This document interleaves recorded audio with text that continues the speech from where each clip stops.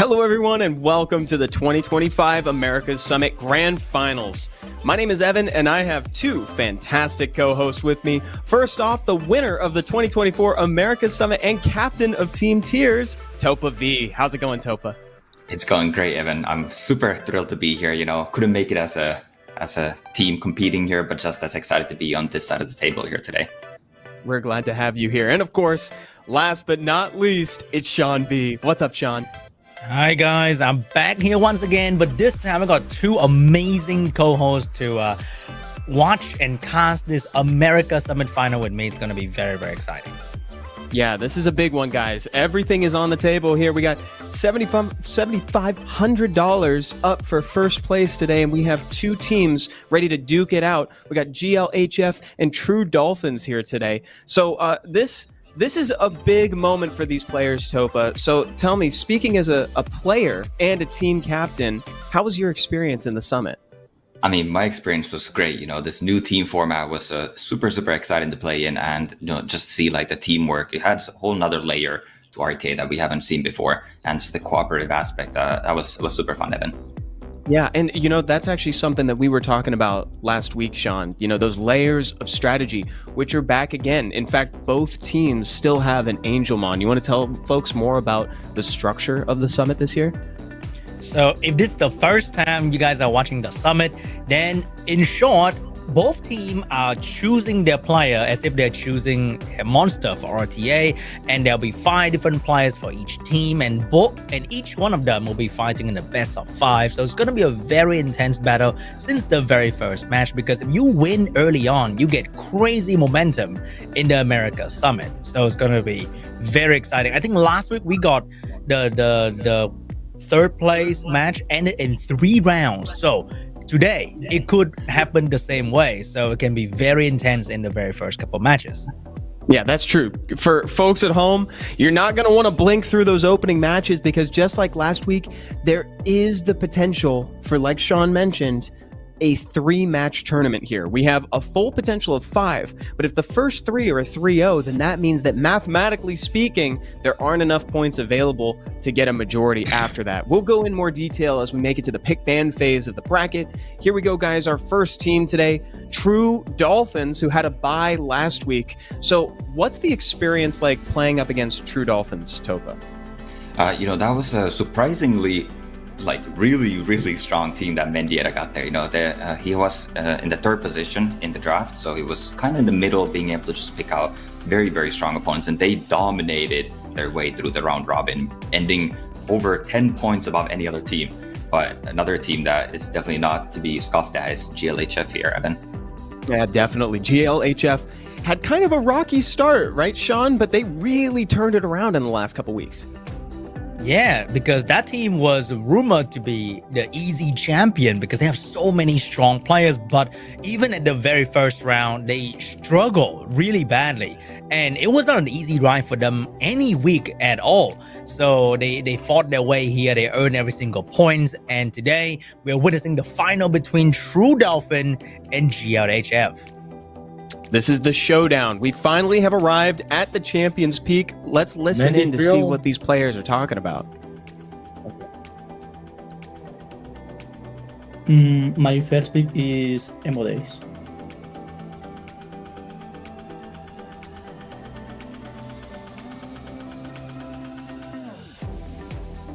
Wow. So tell me something, Topa. So during those moments where you're talking in between pick ban phases, in between the bracket, what are those last minute decisions being made? Well, one of the last minute decisions is, knowing whether you have the first pick or the second pick in the draft here. And actually having first pick is very, very advantageous, because that means we're going to stick to the plan putting in 2 players blind. But let's listen to GLHF here as well. 1 second. Yeah, you could go ahead with the plan. 1 second.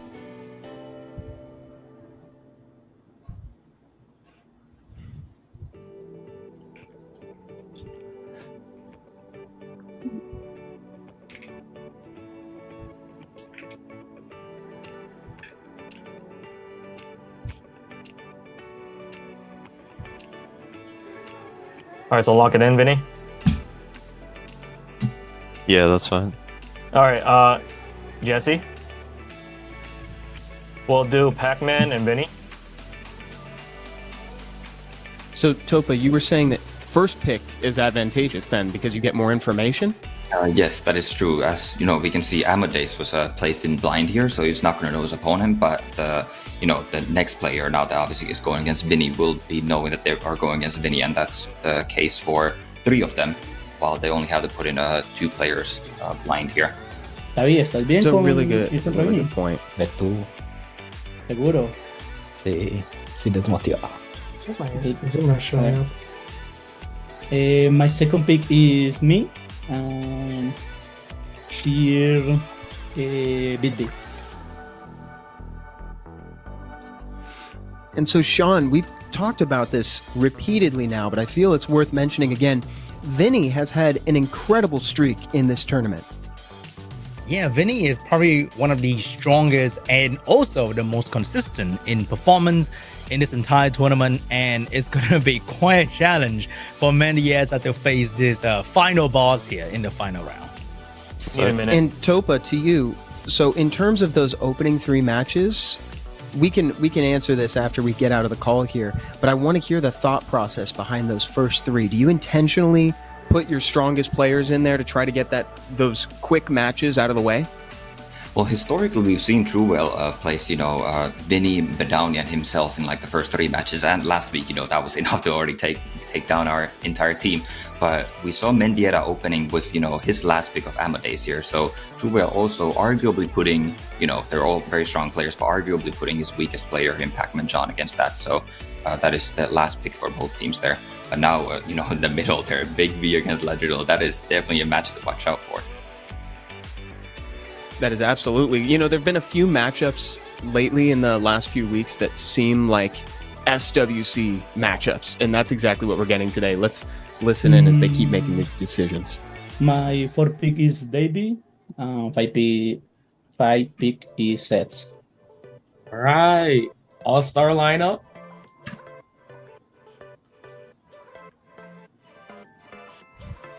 All right, there we go. So we've got Badowney in the 4th matchup there. So one more question, Topa, for you. What's working with the Angel Mons like? I mean, the Angel Mons, there's a lot of mind games there, right? Like, first of all, I mean, obviously, this is the last matchup, no matter what. So I assume both teams are going to be looking for that little bit of an edge that they can get in using that Angel Mon here. So there's going to be a lot of mind games and strategy here. Do you like your matchup? Maybe you actually put in a bad matchup to begin with, to like trick your opponent into thinking that, wow, they really want that to play against them. But then, using your Angel Mon to swap that out. There's a lot of strategy there. Definitely. So, Sean, both of these teams have 1 Angelmon remaining. So we are probably going to see both being used. If you had to predict where anyone would go and what matchup would get swapped, what would you say that'd be? I think it has to be... Who knows? Because I think the first 2 opponents from blue team is not exactly like super strong, right? So I don't believe they're going out with like 2 of their not as strong players, and then when they lose the first 2 matches, then they're doomed. So probably going to be some Angelmon action happening right there. You think, Topa? Yeah, more than likely. I wouldn't be surprised if they did like what Topa foreshadowed. I wouldn't be surprised if like they maybe set up a couple inopportune matchups just so that way they could try to surprise each other in the Angelmon phase. And that's exactly what they're checking in the back end right now, guys. We're seeing if anybody wants to use it. Both teams have used their final Angelmon, which honestly, Topa, feels appropriate. I mean, it's the last time to use them. You might as well do it. Yeah, I mean, there's definitely, even the slightest edge that he can get using that Angelmon, you definitely do want to be taking it. And I don't think the graphics are updated yet on the Angelmon, but I'm sure we'll be seeing those, choices coming here through very, very soon. We'll see who gets swapped in here right now. Perhaps True Whale may want to swap himself to an opener. I mean, I understand closing out with a really strong player. Obviously, True Whale, household name here. But that's exactly what happens. True Whale swaps with Pac-Man John. So now Pac-Man John is going to be in that 5th matchup. And True Whale wants to secure that immediate win in match 1 and get his team closer to victory faster. And we're also hearing that Mendieta and David are going to be swapping as well. So the team captain's going in. So Sean, what do you think of these changes now?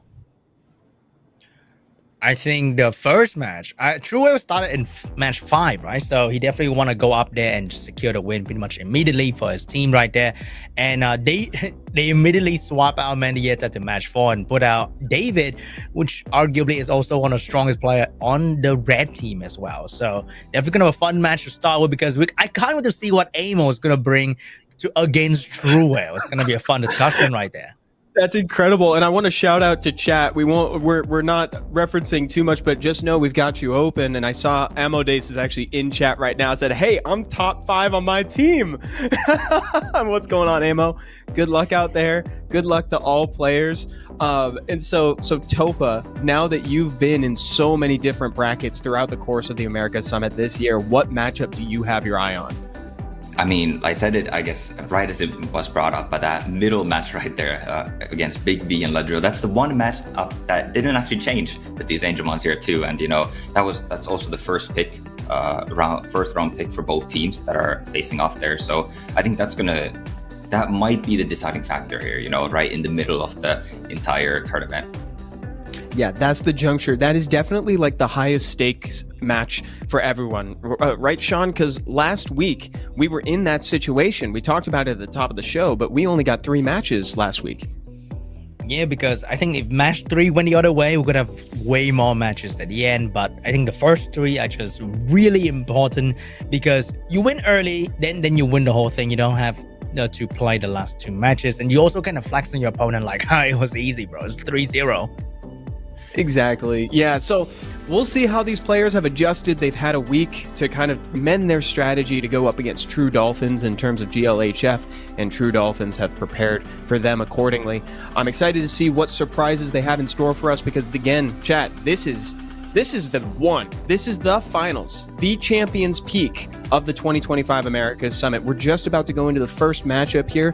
In the back, they're doing the coin flip right now to determine who gets first pick. So Topa, something that we've seen from True Whale throughout the tournaments is it almost feels like he has prepared a team for every single round. The guy just picks different stuff every single time. How do you prepare to fight someone like that?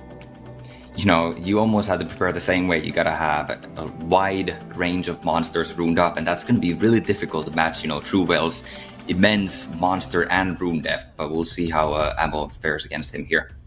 Here we go, guys. Match 1, round 1. We got True Whale versus Amadeus here. The Americas Summit 2025 Grand Finals. Sean and Topa, take it away. All right, Topa, what do you think is going to be the best pre-ban against True Whale? I don't believe that such thing exists, right? Because he has pretty much everything now. Yeah, that is going to be really difficult, but it's also a little bit telling on the team direction that Amod wants to go here. Banning that segment, he probably wants to contest speed a little bit, so we might be seeing somewhat of a speed fight here, Sean. Maybe a bit of a Maximilian first turn, but then that kind of team I think is a little bit out of the meta at the moment due to the crazy amount of counterplay in terms of AoE unit. So Amod's leading in with Oliver, and Trueworld's going with the strategy he used last time. Yeah, you know, that is a team that I know very well because I lost against it multiple times. But yeah, Amod going a little bit safer with that Oliver first pick instead of a Maxi, but still following up with all gas in the Wounds and Zibala there. So we have one of the most popular anti-AoE unit being drafted by True Whale. That is going to be the Fire Megumi to gain the turn between, to do a lot of fun things, to stun and to steal buff. And if he managed to land that AoE provoke once again, I think Amod's in a lot of trouble. Yeah, for sure. You know, Megumi is definitely going to be a thorn on Amod's side, but he is not letting up this turn 1 draft here. Now that Maxi and the Van Cliff is coming in here. What is this? This is insane. Yeah, definitely a whole lot of AoE here. So I wonder if we're going to see the Windobara showed up at the end. Yeah, that might be a pick, but, you know, True Whale might be a bit too premium for such a free-to-play unit here, picking up that Balantis here, another unit to potentially cut and disrupt Amod's team here. I like to call that unit the premium Verd, because you kind of have the same chance to revenge, to come between, and to do things. So I wonder it's going to work. Yeah, definitely. You know, the bans are coming in here. I wonder who they're going to be banning. You know, I'm not entirely sure. I think you have to ban one of the... I was going to say you probably ban one of the AoE units on the Amod's side here. And, you know, the Megumi ban there makes sense. Amod's likely going to be taking turn 1 here. And we'll see if he can capitalize on that, Sean. Oh, he can only stun 1 unit. So he if he stun Volantis, Wedgeat's gonna move. So that is gonna be a huge problem. If you stun Wedgeat, doesn't matter. Wedgeat's moving anyway.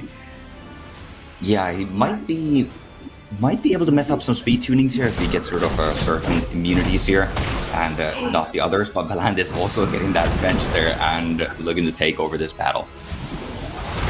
So I think that was a very good play here because a lot of casual player were just trying to stun Volantis or Wedgeat, but the true stun was reserved for the follow-up unit, the Wind Gojo. So if things really go wrong and True still move, nothing will happen. But oh my god, the Volantis action is crazy. Amos being AoE control as an AoE control team. Yeah, you mentioned that, going for the Wind Gojo is the right play there, and I do agree with that. That 2-turn provoke and the invisibility, so you can't even do any return damage, is going to be detrimental. But then that Volantis almost single-handedly taking out Ammo's entire team. Yeah, and they're dying pretty slowly. And I think from last I remember that the Wind Gojo was not a viable build because it violent proc AoE strip and AoE provoke you, so that was pretty terrifying. So, oh my god, even though Amo got a bit of control in, but the Water Gojo just wiped the floor with his tank. Yeah, that is another unit that is definitely on violent there, and those procs in the Water Gojo are so impactful, getting that defense buff every time. That additional damage is just so much damage. So I've been first picking Water Gojo for my team because I also own the Wedgeat, and he's been pretty fun because compared to other AoE strip, he's the kind of unit that survived pretty well in the late game, and a good turn with a defense buff in the late game can easily do like almost 10,000 damage AoE, and that is something that is very crazy. Yeah, unlike HP scaling, that defense scaling does not go down with the RTA timer, and getting that, always having that defense buff, it's just going to be so much damage that's going to be pumping out here. But going into round 2 here now, Ammo is actually pre-banning the Oliver that he used in the last game. I think True Whale is either Water Twin Angel first pick or pre-ban. So I think Amo could have pre-banned the Water Twin Angel because I'm pretty sure he's going to go for that.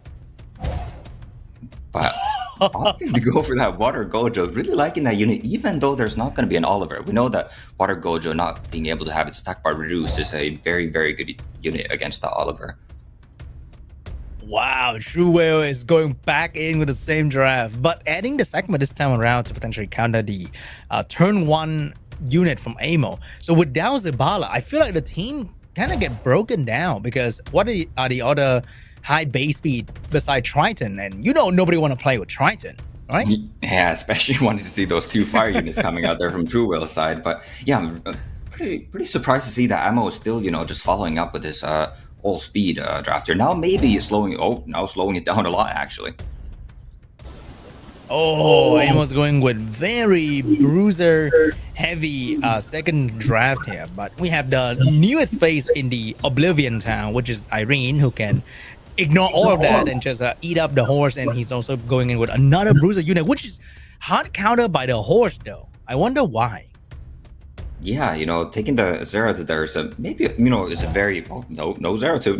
Yeah, you mentioned that. I was thinking the exact same thing. That Light Unicorn does kind of directly counter the Zeratul, but even then, Zeratul is a very, very strong unit. And but yeah, True Whale slowing down to a Veramos pick here now. So True Whale draft is like the soft representation of the current meta, with Water Gojo, Fire Megumi, Irene being very popular right now in RTA due to their crazy utility that breaks down these wombo combo coming up from Amo because of their ability. And we have the Wind Robo being drafted last. But is that Wind Robo going to do a lot of impact? I wonder, because without Maxi, I think Amo is lacking a lot of damage here. Yeah, there might not be enough damage there without the Maxi, but then again, do you want to ban the Maxi? I feel like Ammo has to ban... Oh, never mind. I was going to say, I feel like he has to ban that Megumi here. And then, banning that Robo might actually be fine. But, Ammo actually does ban out the Veramos, knowing that his Maxi is making through, and now might do a number on True Whale's team. Oh my god, the rune quality. Wow. Oh, never mind. Just kidding. Just kidding. Yeah, round 2. That is some incredible speed coming out of True Whale, being able to outspeed Boonsa, who has, I believe, 4 right. What is going on here? Nothing is landing for True Whale. Wow. Classic. I think True Whale is picking 3 single target strip, and each one of them comes with something, and two fail. We got one last one coming out, but now Truewell is not doing so well. Yeah, he certainly is not, but he is also not out of this. You know, that Maxi did do quite a bit of damage here, but the Irene is still having that immunity, not going to be taking damage, and that Megumi is gaining a lot of attack bar here. Yeah, he gotta seal something here, and the Gojo didn't start doing damage, but the defense break is gonna nerf that damage quite a fair bit as well. Yeah, you know, the defense break is there, and I believe the defense buff gets applied after the damage does. So actually opting to just use the skill 1, getting that defense buff first, and then getting the violent proc. Wow, this is such a getting the value right there. Yeah. So, but the problem is he doesn't have the damage to really finish the job here, because his plan was to cut in between Amod's team and disrupt his flow, but then all it's cut in was resisted, unfortunately. So we are going into the next game very soon here, because I don't see a way out for Truewell at all. Yeah, definitely not. You know, those Max getting that violent proc there too, getting the buff block, so Irene skill 2 actually doing nothing there. And the crucial moment there was too that the segment actually went down before she was able to get her skill 2 out there. That skill 2 of all those debuffs, the additional damage, and most notably, you know, the defense break could have given Truewell just enough damage to maybe still bring that back. But now, going to round 3, will Truewell go with the same draft once again? Truewell pre-banning Maximilian, taking out the core unit of Amod's team.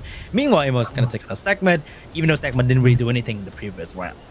Yeah, you know, segment still, if she lands, that match would have been completely different if that segment landed. But Truewell now respecting that Maxi, you know, just does not want that huge volatile damage that Maxi brings to the field here. But man, that is what I really hate about these kind of units like Segment, Irene, Megumi, is that if they land, they're so good, but because they don't half the time, then it's really a big problem with this unit. It makes the emotion that you experience during the game can go back and forth quite heavily. Yeah, you know, there's such all or nothing, right? I mean, Segment has that little bit, at least if she misses, she still has that skill available next turn, but a lot of the time, that next turn won't matter. You miss that turn 1, you're just done. And we saw that happen in the last game. But now we're seeing a little bit of a similar, or a lot similar of a draft as the game 1, but now pivoting a little bit here on the final picks. Having truer experience must be crazy, because you literally have almost every LD5 for all the different kind of situation, and in the moment you just realize that maybe Tian Lang's not as good as Verd, and switch out the Tian Lang for the Verd right there, because hey, 45% is really solid for the revenge chance. What? Yeah, what a world we live in. The Verd makes an appearance over the Tian Lang and all the other LDs that we know that Truewell has. But, you know, really running down the timer on the band here, banning out that Sibala now, having that Vertical, doesn't want it to get frozen. So even the man of such caliber, Truewell, can also rely on Verge sometimes to counter the Wusa right here. So here we go. Oh, never mind. Did not use that yet, because he know that his Zima is moving first to go for the strip, and missed the silence on the Gojo, so he's in big trouble now. Yeah, you know, missing that Zima, not doing a whole lot, missing the silence on the Megumi as well as the Wind Gojo, and now Truewell getting that provoke off. Amod's team is going to be provoked here with the Vertical engine on Truewell's side as well. I don't know if he gets out of this provoke ever. And it's kind of crazy that he missed the only provoke that really mattered on the one unit that was about to follow up, and he missed that anyway, which is it's like using Gianna and then seeing no stun on the enemy team. Pretty similar experience that Amod is getting here without Gianna, and the fact that the Fire Megumi is gaining massive attack power value because everyone's attacking the Wind Gojo is really huge for Truewell as well. Yeah, the synergy is great here. Now, you know, we see that defense buff damage coming out of that Water Gojo. Was that 3,000 or 4,000 a hit? That is insane damage. Yeah, the damage is pretty crazy. The high your artifact and your rune goes. So I'm doing like 2.5k, almost 3k, and I'm feeling it. Like it's doing a very good job. And True is doing 3 to 4,000 per hit.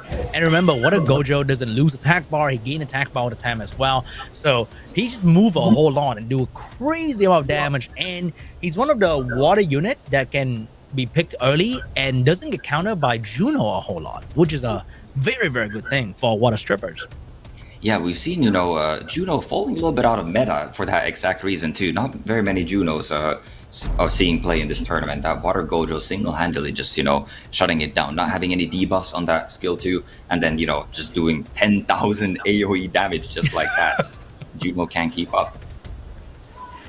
All right, guys, we're moving into game number 4. So True Whale first locking in the Water Gojo once again. Will Amod switch up the strategy here? He is actually finally stealing something away from True Whale with the Wedge at first pick.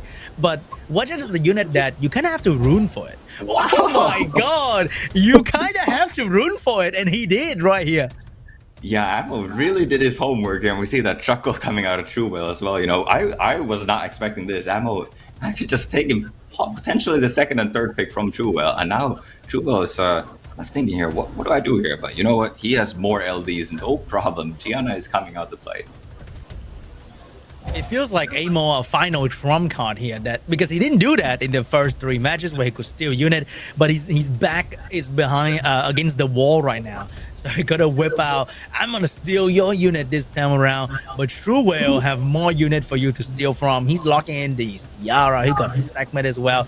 So his first 3 unit provide strip, control, damage, pretty much everything you need under the sun. And Amod is gonna go with the Jackson to counter the Gojo strip into attack bar. One of the, how would I say, most underperforming LD5 in the entire game.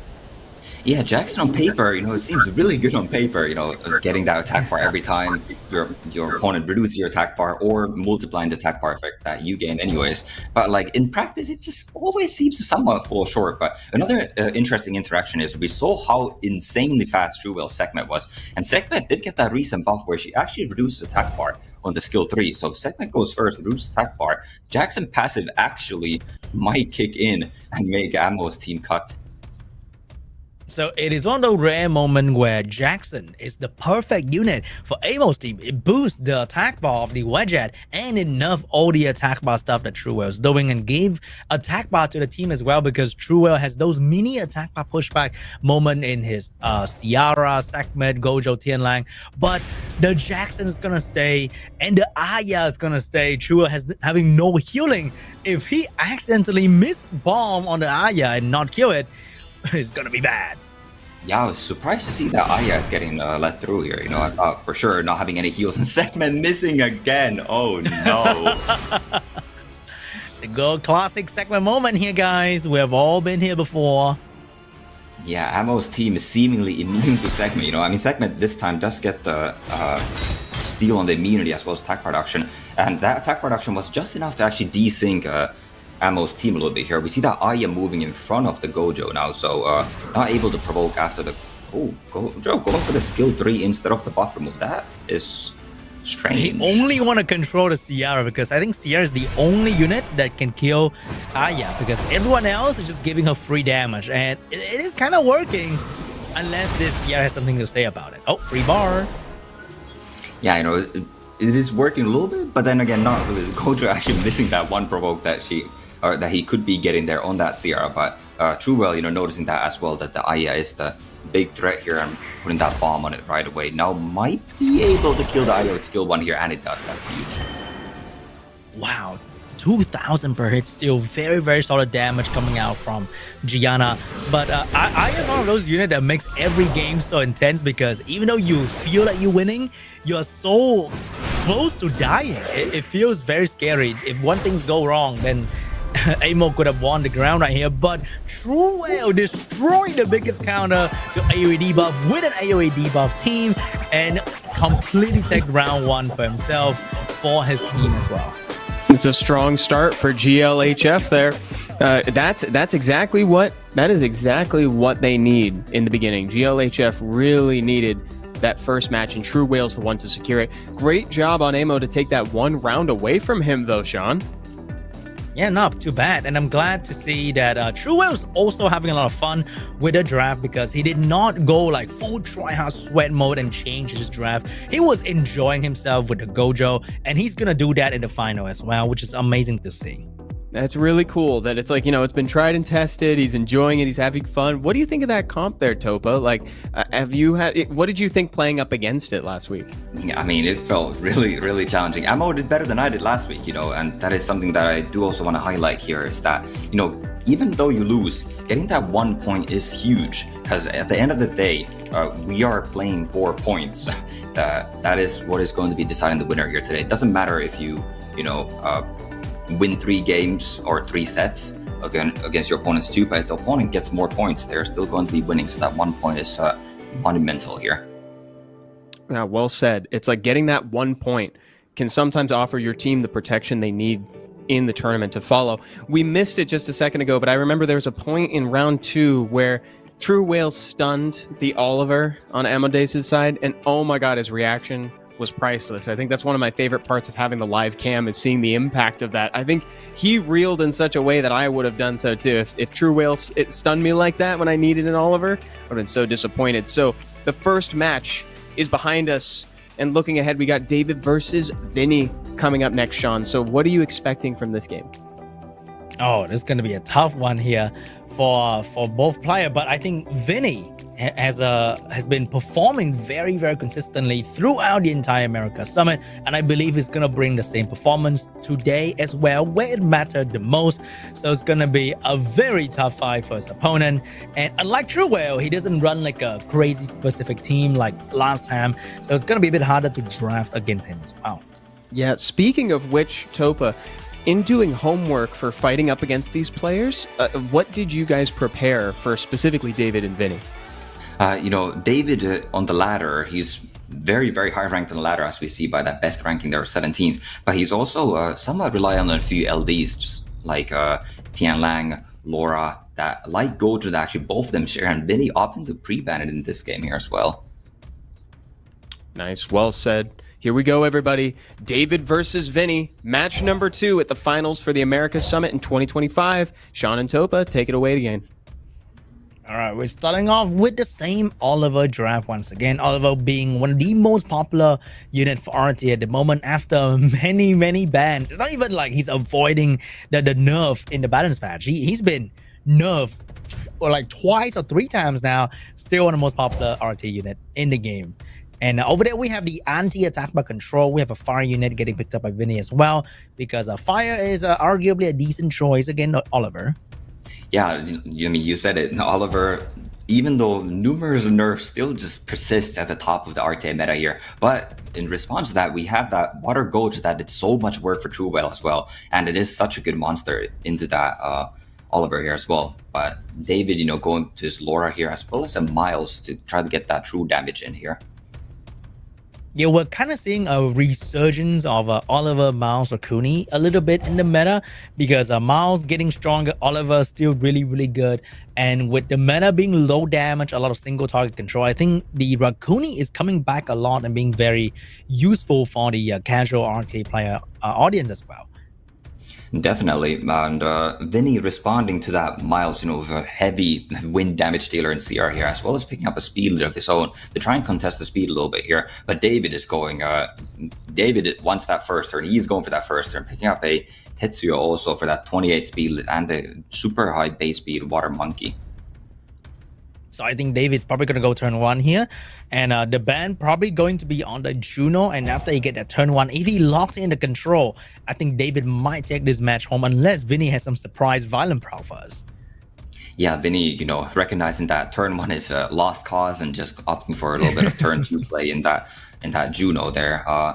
Interesting. It's a little bit interesting of a Juno pick. The 2 main damage dealers on David's side are actually Water, but still, Juno having that second skill buff remover against Laura is definitely something that David can't overlook. Oh, he let that Juno stay. He's very confident in his mouse actually controlling these 3 fire unit here, which could be the case with the Laura nerf. Maybe Vinnie is gonna have a good chance. Maybe. Yeah, but this David banning out the CR here too puts his Oliver in a very, very awkward spot here. There are 3 fire units and a water unit that cannot be attack bar manipulated. So like Oliver, I mean, we'll see if he's Elemental King here, but it's probably not going to get nearly as much value as he was initially hoping for it to get. Oh, didn't get the attack bar, did not get a stun to Gojo. I was hoping maybe for the control onto the Juno, but oh my god, wow. This water Gojo completely stole everything from the side of Vinnie. So Juno actually has nothing to strip, which is kind of awkward, but she's going straight for the Fire Megumi. Yeah, that's I think I personally would have liked to see Vinnie hold that Water Gojo skill to get that defense buff for it, as well as, you know, allowing the Juno to convert all of those buffs into dots there. Because David doesn't have a healer on his side, so like any damage that you do there will be permanent. And here comes the AoE defense break, but I think the presence of having a mouse still really strong, because even though Vinnie is doing a decent job right there, but his speed at taking down a Fire Megumi is not exactly amazing, and his segment is going down, the Okiano is being constantly controlled, so it's not looking exactly amazing for Vinnie at the moment. Yeah, this could still go either way though. Like that Juno is still going to be difficult for David to deal with, but something that Vinnie is doing here is going after the Tetsuya first, which is arguably the one unit that's, you know, going to be providing those debuffs for the Juno. But then if you don't go after Tetsuya, it's going to be gaining a lot of attack bar and controlling the rest of your team. So Vinnie is in a very awkward position here. Almost took down the Tetsuya right there, but he's still here. Oh, defense break coming out from the Okianos. They're back on the Tetsuya, and the violent proc to match it. Very good damage, especially the most important stun on the mouse. And Juno's going back with another stun. It might be over for David, Topa. Yeah, ultimately, you know, Vinnie's artifact quality and, you know, that lucky violent proc there is coming through here. That additional damage from all of his units. David not having a healer and basically just getting pseudo-ish cleaved by all that additional damage coming out from Water Gojo skill 2 and the Okiano skill 3 here. Unfortunately, Oliver and Laura will have a very hard time against the Juno, and not to mention the Water Gojo staying alive the entire game and just absolutely shutting down the enemy team with AoE damage. And once again, the anti-attack pushback and being the only water unit on the field against Oliver was a very fortunate moment for Vinnie to have right there. Yeah, that again, you know, that ban may have been a bit questionable from David's side. I guess he really didn't want Vinnie to have that speed lead, but then Vinnie, I mean, he did have a segment there for a little bit of speed threat, but both of the speed leads from David's side were actually, you know, higher in magnitude than Sierra's. So I feel like he could have let that Sierra through and ban out maybe that Water Gojo or Okianos or even the Juno. Low-key, I think the pre-ban is like half of David's core team right there, right? Yeah, it definitely is, you know. Vinnie obviously has that light Gojo as well, so David really respecting that unit as well as in the pre-banning here. But now Vinnie is also free to be pre-ban, another part of David's core draft in the Laura there. Oh, no light Gojo. We're going to go with the blue Gojo to counter the Oliver. And he's probably going to lock in some sort of fire unit once again. Maybe Fire Megumi. It's going to be the Tetsuya getting locked in as well. Very meta. Very, very meta coming from David. Yeah, we're almost switching drafts a little bit here. You know, Vinnie this time taking out Oliver first pick, and then David responding right back with a water unit that cannot be attacked or controlled and a fire unit. So we'll see if Vinnie is able to pick up a little bit more value of his Oliver later on, depending on what David drafts here. We got 2 single target control coming from Vinnie. One being some of the most consistent single target strip into reset nowadays in game because of the recent balance patch buff, and one being a coin flip. It could be really, really strong or does nothing at all. Yeah, one of those units that we love to see. Irene is making, you know, waves in the meta here too. It's like very, very strong there. But David going maybe a little bit slower here with the Fire Twin. And from personal experience, I've noticed if Fire Twin gets outsped and reset, those cooldowns are pretty long. So it's going to be really difficult to get those skills available here. So Vinnie locking in 2 water unit, and remember you can only do this when your opponents start drafting LDs, because if there's a win unit from David's side right there, the double water wouldn't really make sense, but because there was an LD and fire, you can go double water to absolutely punish the situation or to take advantage of the double fire with the double water, and the double water being really good as well. So the sort of late win draft right there is probably going to be bad. Yeah, definitely very good picks there coming out of Vinnie. You know, the Hagang obviously hard countering the Gianna, but David probably knows that his Sonya is getting banned here, so he could potentially ban out the Hagang. We'll have to wait and see if that is a Swift Gianna that actually takes turn 1 here. But then there's the Water Monkey, so that is very, very unlikely. Vinnie is in a pretty good position here in the draft, I feel. Yeah, I think it's still going to be a Vile Gianna, probably, to take to make use of the cooldown reduction from the Fire to an Angel. Hagang getting banned out. Gianna's going to stay in the field, but we got better speed lead and also crazy Water Monkey to go first and maybe stun the Gianna. Yeah, or he could opt to go for the Tetsuya here as well, so that doesn't cut him, because he does have other units that are going to be following up in front of the Gianna, as we can see here. I would like to see him, go after that Tetsuya here to not get disrupted. No. Oh, he did not catch on to the debug of the Water Monkey. He did not crit a single hit, I think. And that would not get him any stun, unfortunately. Oh, no. Yeah, not only does he miss the stun, but he also misses the bag there. At least he does get the buffer move on the immunity there, as well as the attack fire. So the fire teams, excuse me, is not going to be moving here right away. So Oliver will have a small opportunity to start controlling the Fire Twin, but it's going to take the attack bar off the Gianna first, letting the Gojo move. Gojo going in with the buff steal, but did not manage to provide a whole lot of value right there or control any unit, unfortunately. And the Monkey will have a chance to AoE skill too. And the Tetsuya, oh, he had to hit the Irene because of the threat state, but he can change now and take down the Okaino's AoE stun. Yeah, that was also a bit unfortunate there by that Water Gojo, not actually taking away the threat state from the Irene, because if that had happened, Oliver would have been forced to go on the Water Gojo, but now he was able to reset that Fire Twin and put it out of business here, and Vinny's in a very commanding position here, Sean. Yep, even with Violent Proc, there's nothing that David could really achieve. And remember, there's no increased cooldown time from David control, which means the Okeano skill 3 is still here with us, and that's going to be a hard-hitting moment for Vinny. Yeah, we saw how much damage it did last game, and this really shows, but maybe a slight misplay there, allowing that Tetsuya to move. But I was going to say that this really showcases how strong Vinny's draft really was. He missed the Monkey Stun turn 1, he missed the Irene Bag turn 1, and look how strong he's still looking here. It also shows that it is very important to speed tune your team, because if Oliver did not move right after the strip, that could have been very, very messy for Vinny's team. But Oliver moved, provided control that he needs to buy some time for all these cooldowns to come back. And the moment the cooldowns are back, the skill 3 are ready, the stun just completely shut down David. And David is trying his best here, keeping that Okeanos control, not letting it get that skill 3 off. But, the Okeanos is not the only unit on Vinny's side that is threatening. And we can see here as David's entire team is, below 50% health. Ooh, the Gojo damage though.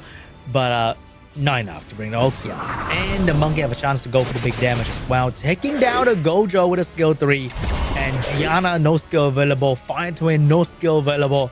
They can't do much against this Monkey, who's at a very, very good position to completely shut down the enemy team as well, because Monkey has insane turn cycling, good damage, and being water against 2 fire, very good position. Yeah, Water Monkey is one of those units that seems to get a random buff almost like every other balance patch, and now finally maybe in a position again where maybe it won't see a buff in the nearby future, because he's seen a lot of play here in the summit. All right, I heard enough. Water Monkey skill 2 can now slow the enemy as well. Probably gonna happen in like 6 months. Yeah, we'll see. Well, time will tell. But Vinny is still proving to be, doing what he's done the past few weeks here, and just really, really strong performance from Vinny. Not, still 2-0 against David, not dropping a game yet. All right, guys, moving on to game 3. Blue team is doing a very, very good job in the first 2 matches. So we might see another quick ending here in the final. Might, because the blue team is performing so well for every single player. Yeah, this is definitely a little bit reminiscent of last week's games here too. Blue team is currently up 5-1, but David still has a chance here. This match is not over, so if David, is able to get the reverse sweep here, he would almost tie things up to a 5-4 score here, and we'll see what he can do here. Now pre-banning that Okeanos. Oh, Okeanos getting pre-banned, one of our best virus and Vinnie's side for sure. But it also means I think Miying is available right now, and that can be a quite a unit to be deal with here, because Miying is very popular. As I think one of the most popular LD5 in the meta, being able to fit into almost every draft, provide insane damage and value for the team. Yeah, Miying is very strong, but we didn't see Miying in the last draft or last game where it was available. And also David kind of knows that his light Gojo is getting banned, and meaning that he's going to be getting Oliver available, which Oliver is a pretty strong counter against Miying. We mentioned the first game that there wasn't really a target for the Oliver, and we'll see if that happens here again. But if that Miying is picked up, Oliver can definitely look to just cycle a lot of turns and resets off of that Miying. Okay, so this is the position where Vinnie would have drafted Okeanos, but without Okeanos, what is going to be Vinnie? AoE control unit. Oh, never mind. It's going to go for that little Nem Trap tricky moment right there for David with the Fire Cassandra, because she could cut in between. She ignored the defense buff, going straight for the damage onto the Oliver. Yeah, I would like to see David maybe pick up a Irene here. I don't know if you've seen David use Irene before, but Irene would be super nice to just back that Federica right off the field. And but he goes for a double water instead, which is also, pretty solid into a Federica here. Yep, and his water unit are very tanky as well.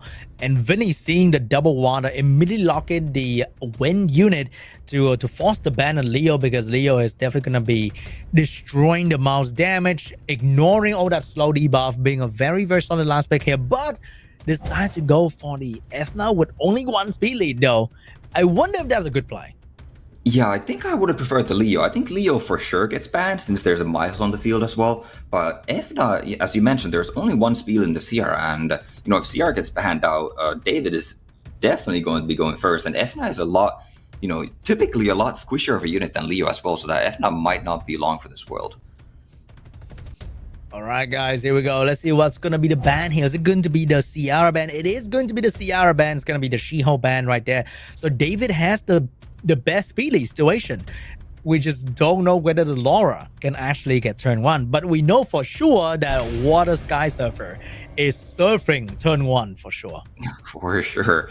And something that we'll have to keep an eye out on here as well is potentially that Laura damage. Is it going to be enough to trigger the Federica here? We also noticed that Vinnie went for an HP lead, so that Federica might be a bit too bulky now for the Laura to push it up. But actually going for the oh my goodness, Sean.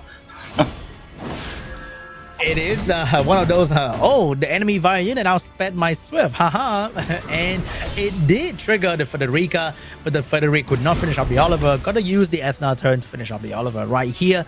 But Vinnie has no healer, which means all these damage are staying permanently. And I feel like the Ethna is about to go down very soon here, unless this Water Gojo has something to say about it. Yeah, there's no healer on the side of Vinnie, and Efna is very low, and Federica not getting the kill there either, so not getting the lower cooldown. And, that Federica just going to be getting 1 S1 there off, but Water Gojo might have it enough to take this 3-0 for Vinnie. That stun. No, he did not get the stun right there, Topa. And Ethna's gonna go down. Federica's gonna follow her very soon as well. But remember, never mind. Just kidding. Just kidding. Yeah, what are we remembering? We're remembering that Laura has that huge skill 1 I remember Laura was gonna do that. But yeah, this is still very close. Could go either way. Miles does have a lot of damage, and Gojo is typically built on a lot more defense rather than HP, so that Gojo might go down fast here. But if Gojo can get a couple stuns here off, get that control going, Vinnie might still have that slight chance here.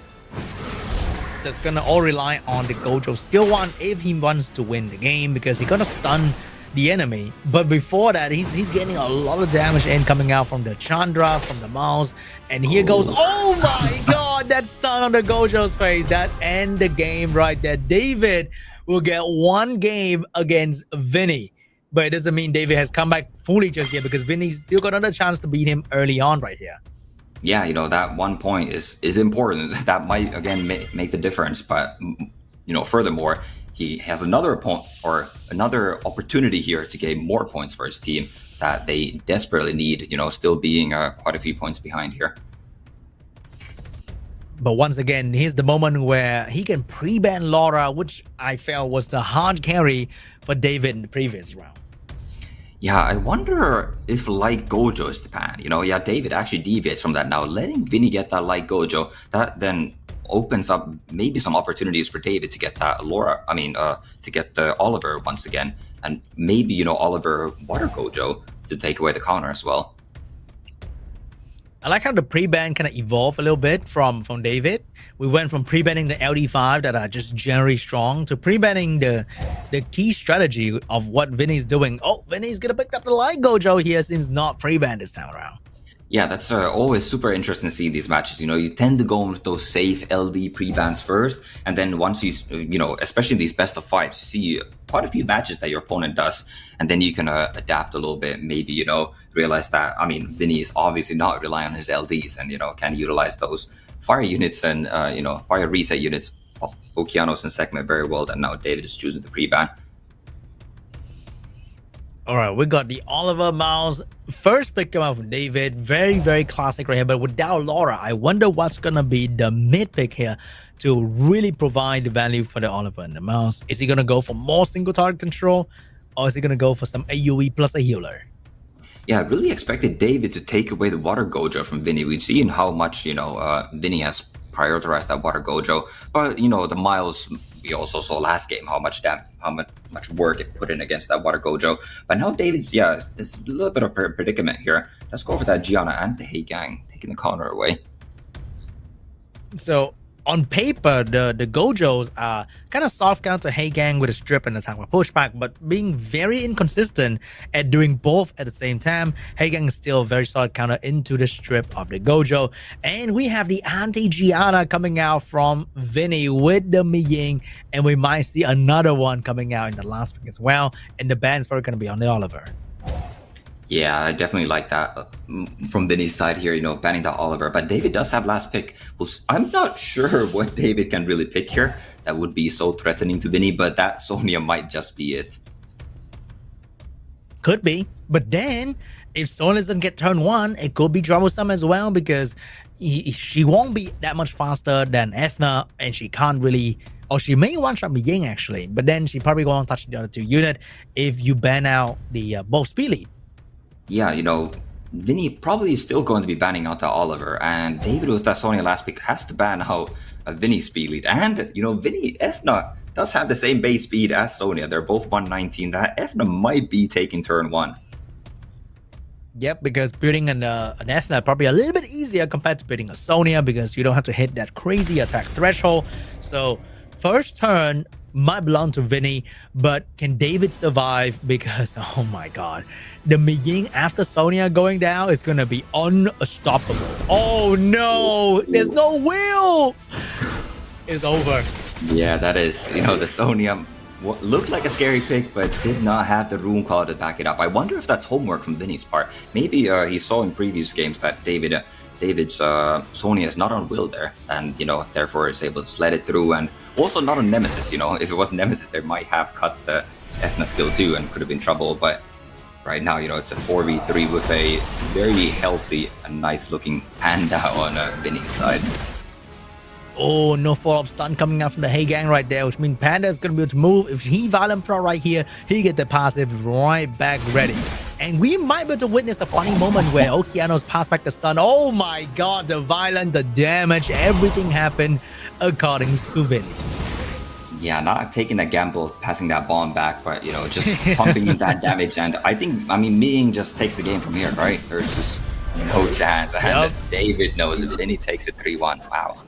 Wow, Vinnie not giving up that 100% win rate when it comes to matches. That was absolutely crazy. Sean, Vinnie has made a solid impression with us for a reason, and this is why. Yeah, Vinnie is arguably the best player in the America Summit according to the performance because he's been so consistent at beating up his opponent. Nobody gets away from Vinnie. He's truly like looking at win rates only, like Vinnie has been the best of anybody in this entire tournament lineup so far. So real quick, so Topa, I wanted to get your feedback on this. Water Gojo has been immensely popular. He's actually appeared in every single round of the tournament so far.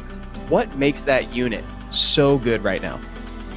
Yeah, Water Gojo, it surprised me a little bit as well. That unit is very strong, but I think it's just the prevalence of Oliver. We've seen still a lot of Oliver first picks, and actually we haven't seen a single Water Twin Angels yet, which, does a little bit better against that Gojo having that defense break as well as stun. But, just all those Olivers, Water Gojo doesn't care too much about that. Oh my goodness. And then that dominant third round there, Sean, that Etna just destroying the Sonya. That was absurd. Yeah, I think that is just a very, very good last pick coming out from Vinnie right there. And also, I feel like these players are picking very high base speed unit without the double speed to back it up. So you are always at the position where you have to race against the enemy. And the moment you lose the race, you kind of lose the game at the same time.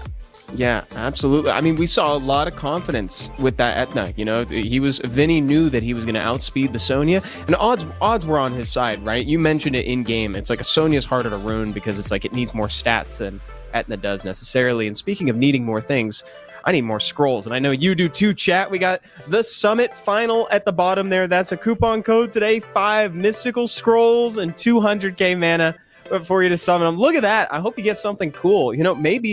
Maybe I hope you get the Water Gojo, honestly. Topa, we talked about this before, but what did you choose from your max Nat 5 event? Yeah, we have that event going on right now. You can still change your pick if you haven't done so. Now, I believe that option has opened up. I took the Water Twin Angels, but that Water Gojo is rising on my list very, very fast that I might even make the switch there. He wasn't on my radar for a while. Sean, did you already choose yours? I chose the Fire Twin Angel, but I also have the Water Gojo. I'm kind of thinking about switching because I play enough with the Fire Twin Angel. I had my fun, and I think the event is so amazing because it's designed for you to switch. And the best switch right now is probably for us to go on a break as well. So we're going to go and start the second half of the America Summit after the break. So you guys don't go anywhere. Only go to the toilet and be back here, okay? See you soon.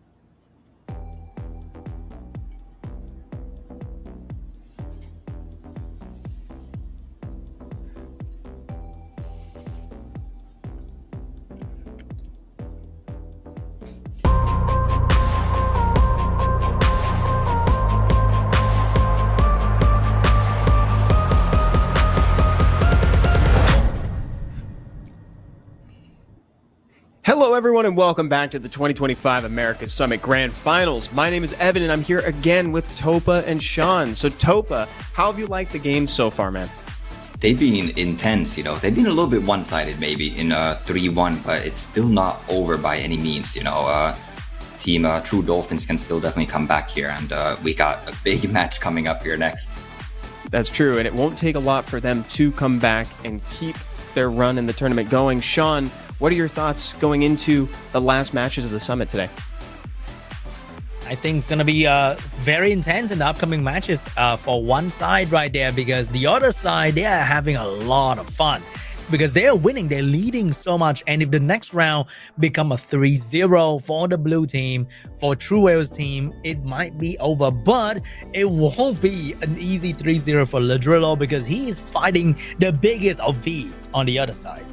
Yeah, that's a hard call to ask Ladrillo to 3-0 Big V, both America's Cup participants in SWC 2024. This is going to be one to keep your eyes on, everyone. Again, if Team GLHF is able to secure a 3-0 in this matchup, that means that they have achieved a majority, and it's not possible for True Dolphins to come back. So if they want to continue and have a shot at that $7,500, then they're going to need to get at least 1 point on the board to get that next match. So, Topa, looking here, what are your predictions going into this matchup?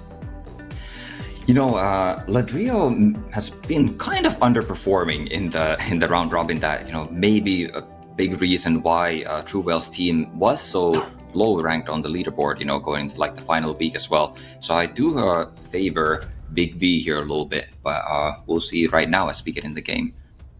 Let's see how this goes. Match 3, potentially the last match of the day.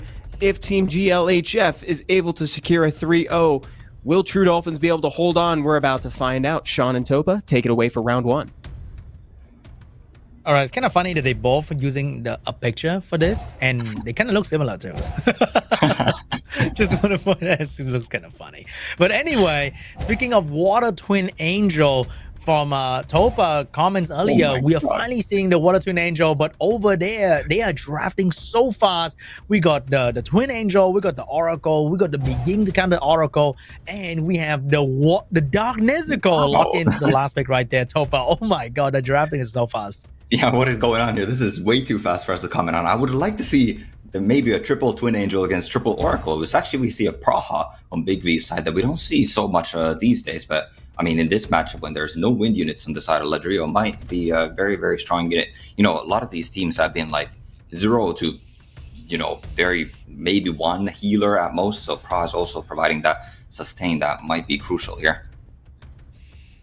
And I like the fact that he's locking in the double Twin Angel and the Dark Nezuko. It is one of the combo that I try to pull off once in a while, because you have a lot of cooldown reduction in these unit, and with the low cooldown, the Fire Monkey King is gonna start dancing with the skill 3 every single other turn. It's gonna be crazy.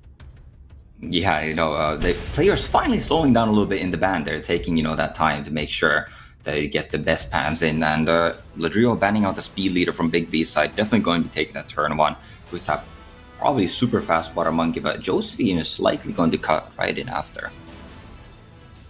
All right, guys, here we go. The third match between these two teams, starting off with the monkey, going in with the big stun, providing himself with the immunity to stop him from being stunned by the Josephine. But Josephine is looking at the other unit that can also provide a lot of value, and she's trying to go for the provoke. She missed the provoke on the Fire Twin Angel and did not get the violent that she really need to get rid of the cooldown. So it's looking really bad for Big V at the moment. Yeah, that is a huge miss coming out of the Josephine. You know, alternatively, I think I would have liked to see Big V go for the Water Twin Angels instead. You know, there was no immunity there, so like a slightly higher chance of getting that provoke. And if you get that provoke, your Gianna actually did outspeed the rest of the units on Ladrillo's side, so you would have been able to get that control. But now your Gianna is just going to be leaving the battlefield, and maybe not with the Praha. Not quite yet. The heal that you mentioned right there is going to be the Praha going in with the skill 3, but because there was no value, she went for the play where, oh my god, the big V with the big proc coming out from the Praha with a strip into the full team sleep. Unbelievable. Wow, yeah, that is, you know, I was saying Big V almost looked to be out of this match, but with just one Praha Violent proc unit that we rarely see these days, but you know, doesn't make her any less influential, and now Big V is in very much control of this match. Man, that one time Pra make it to the big stage, because Pra is not even being played in almost anything now. You know, you rarely see Pra being used in anywhere. And the moment she gets a moment to shine, oh my gosh, she did shine with a big old strip into the sleep. And now suddenly the Ladrillo is losing one after another, and his units are dropping very, very soon. The damage coming out of Big V is really, really good. Yeah, I don't know if there's any coming back for Ladrillo now. I don't think he has any unit that can quite perform a violent proc like that Praha did there. But Praha is still going, but it's still not over. And I think that is the main problem with the single target meta, is that you're only controlling one unit, hoping for the other one would not proc. And as you can see right there, the Gianna did not proc, but the Praha did, and that absolutely shut down Ladrillo. Compared to what we used to get back then with the AoE meta, where you control the entire enemy team with like Cigar or Changpang, all that good stuff. But now, not looking so good for Ladrillo with a single target control. Yeah, Big V taking that round 1, you know, with that very, very fortunate Praha Violent proc. I would be intrigued to see how the match would have gone if Praha did not get that Violent proc there. But alas, it happened, and we are moving into round 2. And Big V getting that very much needed point for his team here, Sean. Yeah, pretty much that one game Big V has blessed us with more game coming out after this, because that gave Team Red 3 points in total, and that could potentially lead us to a draw if Big V's teammate managed to win in the upcoming round as well. So Ladrillo will have to gain points for his team so that his teammate will have an easier time in the upcoming matches. Yeah, and likewise, Big V needs to do the same thing, you know, easing the burden on his teammates coming up here, because, yeah, they are still at a pretty big deficit, so they really do need this win here. We got a segment pre-ban, we got the Miying pre-ban. Segment is just one of those units that if she's let through and she works, then your team gets shut down. But if she doesn't, but you cannot think about the chance where she doesn't, because you always have to assume that she works all the time, so that she make it to the pre-ban. Ooh, wow. We got the True Will special coming out from Ladrillo as well. Yeah, Ladrillo maybe taking a page out of True Will's book here, you know, maybe getting some help from his teammates. You know, they are all in a Zoom call, at the same time, so they're able to offer that little bit of advice and coaching and maybe a little bit of backseating, right? But Ladrillo now also picking up that Veronica, very much of a trademark unit from him. All right, we got the Wedgeat Veronica into the Zhongnam. Used to be the most popular water unit in the RTA meta, but with one small enough, he is now he's kind of gone for a little bit. But into Big V, no win draft in the first 3. Zhongnam's looking really, really good. Yeah, it's insane to see how much Zhongnam really fell off. It's just that one, small, tiny nerf. This is the first time that we're seeing Zhongnam here today. And Big V also bringing out a Dark Megumi, another unit that we have not seen. But Dark Megumi is one of the best Dark AoE strip in the game, with the AoE strip into pushback and defense break. And that is going to enable Okeanos to completely wipe your fall with the team. So I wonder what Ladrillo is going to do. Is he going to outspeed Big V? What kind of speed set are we seeing on the Veronica, on the Wedgeat? And over there is Big V locking in the best Swift on Dark Megumi and Gianna. Is going to be a big race for these two players. Yeah, a bit surprising to see that Dark Megumi being locked in. It is a very, very strong unit if you get that turn 1, being able to get all that setup and the pushback. But there's no high base speed unit on the side of Big V here. And well, I guess neither does Ladrillo really have one, but he does have a higher speed lead. And these units are typically prioritized a bit heavier than, Dark Megumi and Gianna. So Ladrillo likely going to be taking that turn 1 and controlling this match from there. Here we go, guys. Boost from the Wedgeat into the Veronica, into all the good stuff. But can Veronica perform? Here we go. She landed almost everything, and that's all he needed. Yeah, that is all he needed with the Zhongnam follow-up there, getting the full team stun and almost all the pushbacks. And also, if you notice, there was a resistance coming out from the Ciara, so she did not get the attack, the cooldown control from Veronica. So Oliver has to go in with the anti-violent proc mechanic right there with the increased cooldown time to shut down the chance of Ciara doing anything at all. And Okeanos got double reset, and the Ciara without the increased cooldown time could have bombed and bring back the game for Big V, but that did not happen. So right now, Ladrillo is in the driver's seat, driving this match around easily.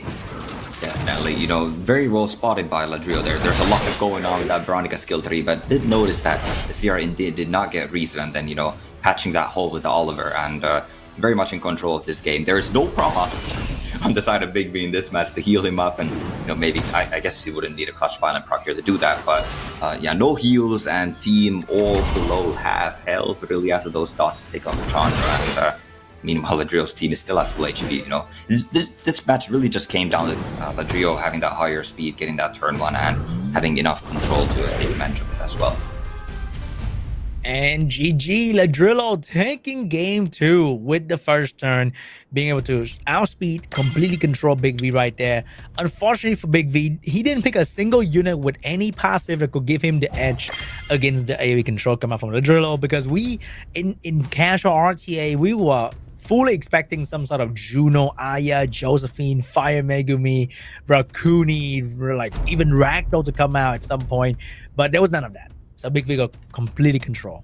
Yeah, none of that. And also I wanted to point out that the Dark Megumi was actually on Violent built on Big V's side, which makes it even more of a questionable pick for me, because he really did not have any way of fighting that speed. And we saw how much control and threat Ladrillo was putting into that turn 1. And, if he's going for a slower turn to units like that, yeah, I would like to see any of those units that you mentioned. But going on to the next game here, we see quite a few speed leads already on the board.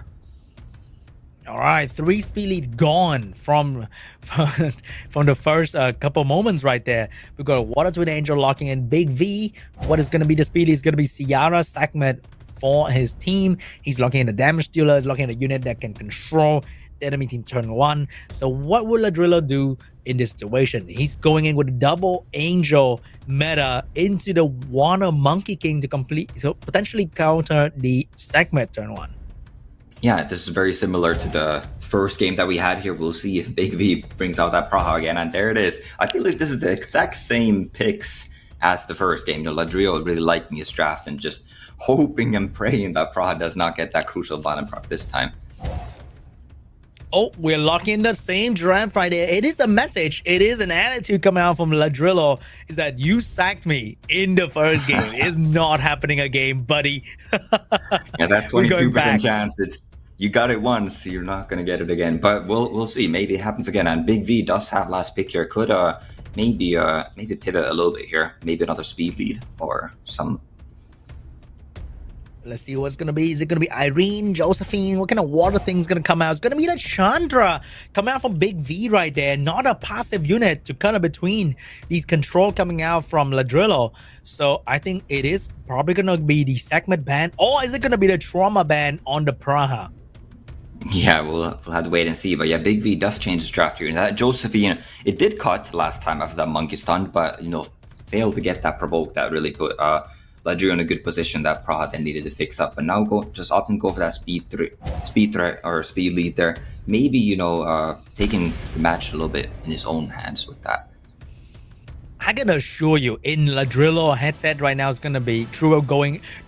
Don't ignore the segment. It's not gonna work, bro. It didn't work for me like 2 times in a row. It's not gonna work again. Yeah, Here we'll we see. go, guys.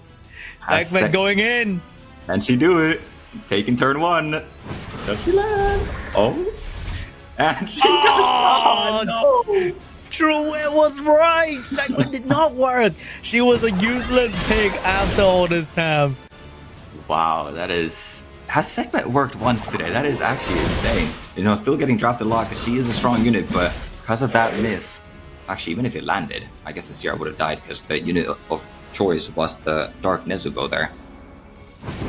It might be over for Big V because the biggest damage is gone. The slow debuff landed, but it's not gonna stay there for too long because the Dark Nezuko skill 3 can cleanse, and the team up is gonna be incredible for the cooldown reduction for all these Twin Angel, known for their low cooldown and now even lower. Yeah, also getting that team up with both the Twin Angels, getting that pushback on the segment, so the Water Twin Angels now moves in front of it and is able to get that stun and even more control. And I mean, this game is just over. Yep, double increased cooldown with the Pra. Even with the Violent proc, she won't be able to provide much value, not having any skill available. And the Miying is going to do amazing damage. Segment being stunned just now, not being able to do anything for the team as well. And the Nezuko has a stun available. Who's it going to be? It's going to be in the Pra. This Pra is never moving a single turn. Yeah, Ladrillo maybe having a little bit of a trauma from that game 1 and really just making sure that this Praha is out of commission and not doing anything in this match. Segment, another chance, finally land the very late increased cooldown time that we all know and love every time we play Segment. When we need you, you're just not there. Yeah, it would have been really interesting once again to see how this match would have gone if the segment landed this time. Because again, if that segment lands on the Nezuko, CR still dies turn 1 because that Nezuko was not part of Ladrillo's team taking out that CR. But obviously would have had more follow up with the defense breaks coming out the segment as well as the sleeps and slopes. So might have been a close game if that segment landed. And then Miying is gonna seal the deal here with the huge damage coming out potentially from the skill 1. Or I could provide healing. It doesn't really matter because at this point Ladrillo has so much protection, damage, output from every single unit. And the Chandra is gonna go down to the Nezuko as well. GG, Ladrillo would take game 3 with a draft that he lost with in the first round. Yeah, maybe showing that he was deserving to win that first round and, definitely, I guess, was justified to run it back. But Big V really needs to step it up here. His team is struggling for points. And, while they have guaranteed at least one more match, they really do need these points here. All right, last round is going to be the segment pre-ban. It's going to be the Miying pre-ban. First pick for Big V. Is he going to steal away maybe the Water Twin Angel from Ladrillo? Because it seemed like going to be Ladrillo unit. Yeah, Ladrillo has really been favoring one of the only player today so far, at least, has really been favoring the Water Twin Angels here. But Big V taking the Okeanos, and now Ladrillo once again picking up that true whale draft, I suppose. All right, the Gojo, the Wedget, the Strip comp. Big V is locking the comp that we saw that lost him very quickly in game 2. And Ladrillo seeing that, oh, we're running it back then. Sure, buddy. And he's going to do the same thing once again as well. He is perfectly happy running that back. That was a convincing victory in round 2. But Veronica did, land everything. Veronica is basically an AoE segment, right? There is a buff to strip and there's a reset to land. So, it was slightly fortunate to land on everything. But now Big V pivoting to a Angela. I don't know if that's enough here, though, Sean.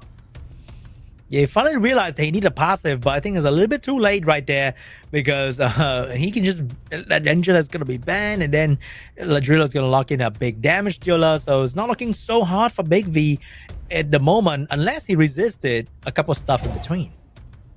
Yeah, going for potential even more damage in that Sonya, and Big V did pick up that double wind last 2 picks here to try and counter the control that's coming out of Ladrillo's side from that Jongnam as well as the Water Gojo.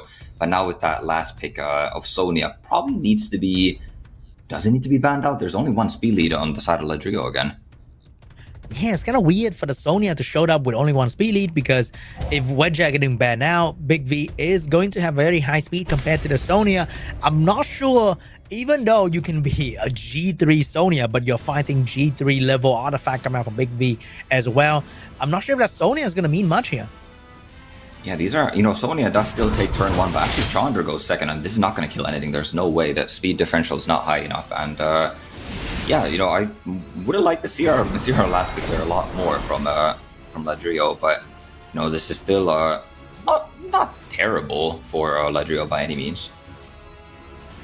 All right, guys, here we go. Chanda with a skill 1 strip landed on the Jongnam. Here comes another follow-up strip coming out from the Okeanos that we know is going to land. And not gonna lie, I've seen Okeanos miss reset before, but not this time around. Beautiful violent proc. Not looking so good for Ladrillo. Yeah, this is, everything's going super well for Big V. Not only did he, not glance with that skill 3, okay, yeah, it is just over. Ladrillo is not having any of that. Big V just full control. That's kind of like a oopsie little Sonya draft at the end. Like, ooh, misclick right there. Never mind, going to game 5. Yeah, we'll just erase that from our memories and moving right along to game 5.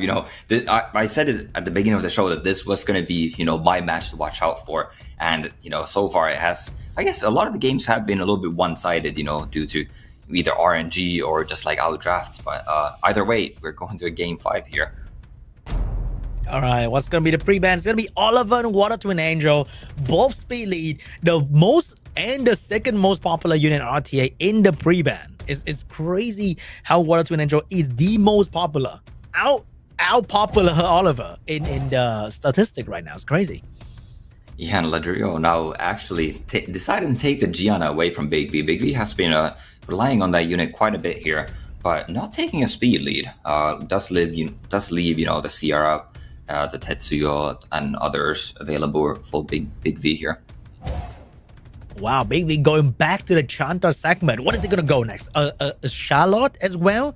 Going very old school here coming out from Big V. On the other hand, we have the Sierra. We have the Water monkeying the outspeeder segment that we have seen in the previous matches. Yeah, not taking the CR away from Ladrillo, so Ladrillo is able to pick that up for himself and getting that speed lead, as well as the Water Monkey that he has been utilizing very well. The Charlotte that you mentioned doesn't look all too bad, but Big V now is respecting Ladrillo's speed a lot more, picking up a potentially very fast Yan Hong. All right, we got Yan Hong, we got the Vio Dark Megumi right there, and Ladrillo's gonna lock in a very solid follow-up Water for the Big V no win element team right there, and the 5 Megumi to casually cut in between the Yan Hong and the segment to completely shut down the Dark Megumi or whatever follow-up he decides to do.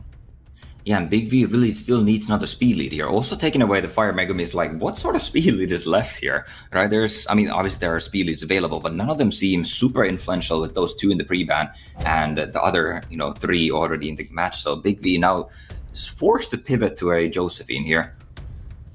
I feel like if there was a speed lead to be picked, it probably has to be like Silver or something for the last lot to be impactful. But unfortunately, no Silver, but it is only a Josephine. But Josephine's pretty good here because there's no increased cooldown time on the side of Ladrillo, and there's a whole lot of stun that happen once in a while. Yeah, there are too many stuns for that Josephine to handle, but Ladrillo does respect it and just choose to ban it out. All right, guy, match number 5, Big V Ladrillo Let's see who's gonna take the W for the team, but they did very well getting the most point possible at the moment. Yeah, either way, whoever takes this, is not a bad result from the loser here either. Getting, at least 2 points for their team, which is going to be huge here. By that Water Monkey taking that turn one and getting the stun on that Dark Megumi. Sekhmet towing Sekhmet things once again and missing Sean. There's no way, dude. There's no way. This unit has not worked a single time today. She's been drafted 4 times. And in all 4 times she has missed. I'm the #1 Sekhmet hater. And I will still be the #1 Sekhmet hater. Yeah, that is so unfortunate too. Even after the most recent buff of having that attack bar pushback, even that got resisted. If the Sekhmet landed the attack bar pushback, at least the Gianna would have been, pushed back, and therefore Big V's team would have been able to move in front of it and potentially, Megumi could have violent procced out, and it did violent proc out, but now there's bombs instead, and this is looking very, very good for Ladrillo. And it's kind of funny how on the other side of the table, Water Monkey King's been drafted rather frequently as well by Vinnie, Ladrillo, and they all kind of worked out. They all kind of worked out with the turn 1 stun and the follow-up stun being a very, very valuable contribution to the other team. Yeah, there we have it. Ladrillo takes it, but yeah, Water Monkey, it's almost like an Okeanos. It does have 6 hits on that skill 3, and all of those can remove buffs and can stun, so it's definitely a lot more chances there than for the Sekhmet to land, and yeah, Water Monkey putting in work there. Ladrillo is the winner for that one. Like you said, Topa, man, Shiho is looking like a lot of monsters right now. I have this not so conspiracy theory that someone is trying to make Shiho into the water version of Etna. And I think that's what's happening, because he is getting a buff every other balance patch, like you mentioned. So, looking ahead, now Big V has gotten his team at least one more round going up here, Topa. What do they have to do to pull ahead of GLHF in this tournament? I mean, they have to win, simply put. They are down at a 9-4 deficit here. So they can only allow to lose 1 game. Not a set, just a single game is all they can afford to lose at this point, Evan. That's how close it's become. Like, 1 game is all that's separating them between a potential victory and being out of the finals of the Americas Summit this time.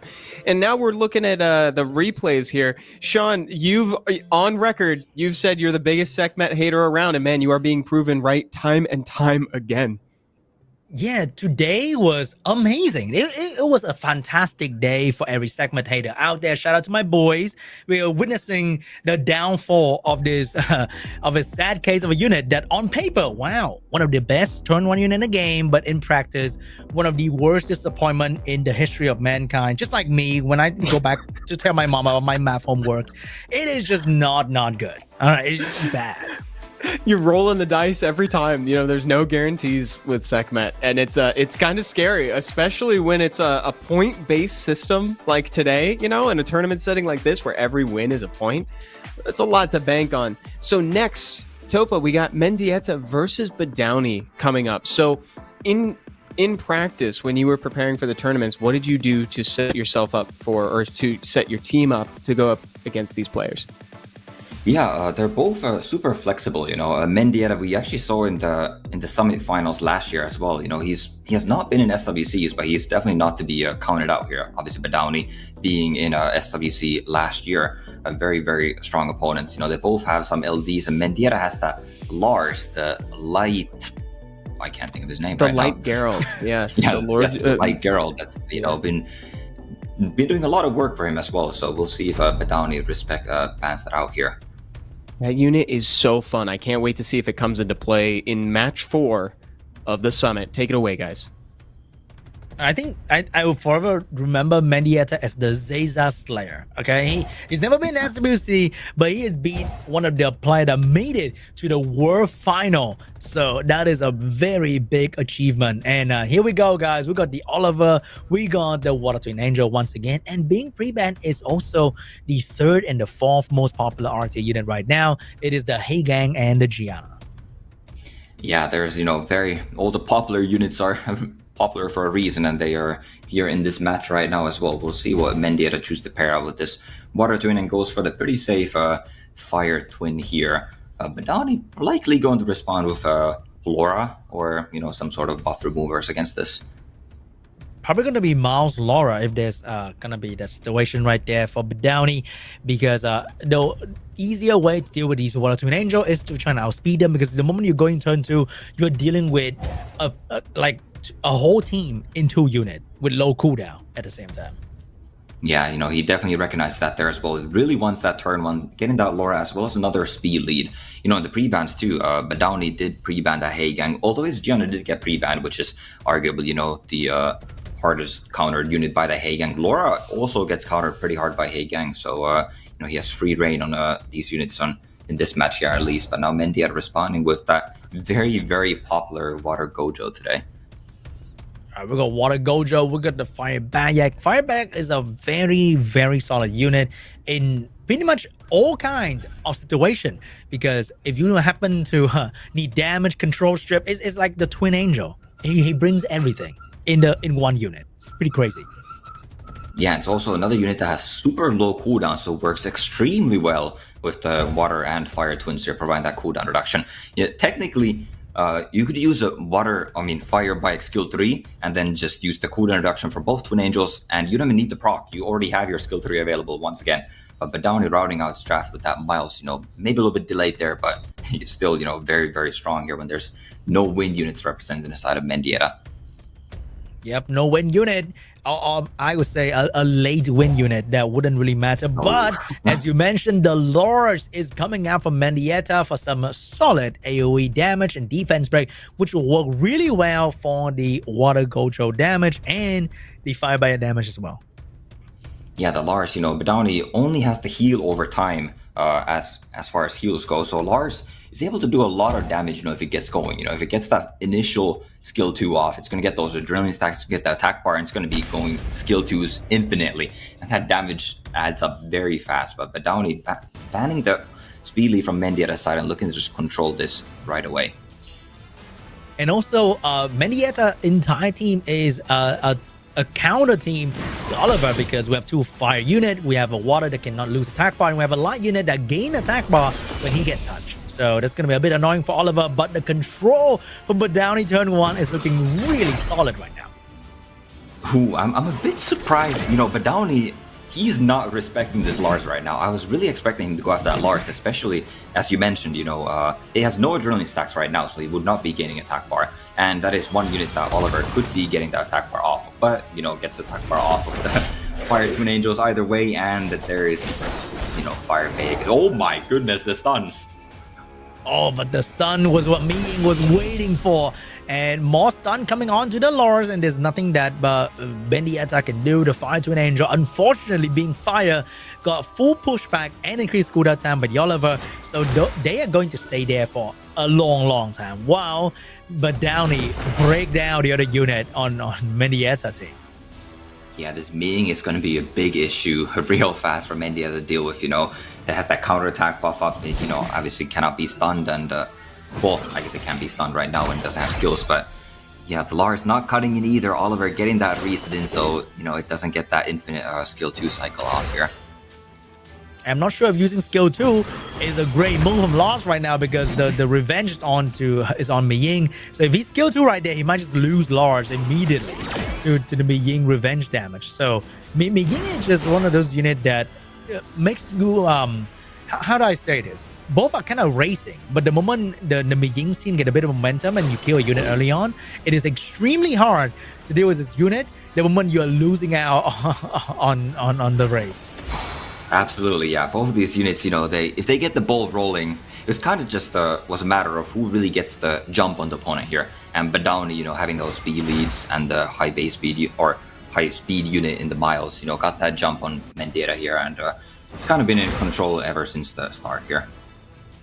Yeah, but now Lars is looking like it's about to go down very, very soon here to the Miying damage. And the moment Miying takes out another unit that could defense break and attack break him, nobody's stopping Miying right now in the late game.